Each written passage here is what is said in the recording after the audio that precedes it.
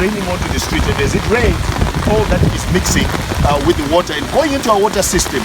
And we are right here in Mufakose, and over here what you see is refuse on the street, and the water is flowing, coming down this way through the refuse and going straight into the water system. This is the tragedy of our country. This is what we need to change. Tinofanira kushandura zvinhu izvi in our lifetime.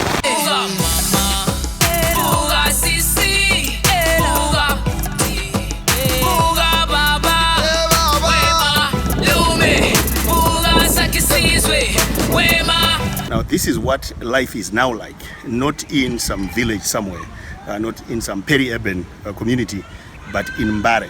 Most houses around here haven't had water for years, and now there is even the kind of permanent solution of digging boreholes in the city. It almost seems as if there is no plan by the city to ever restore water services in this place. The needs in Zimbabwe's high-density neighborhoods are many. None of these problems can be sloganeered away.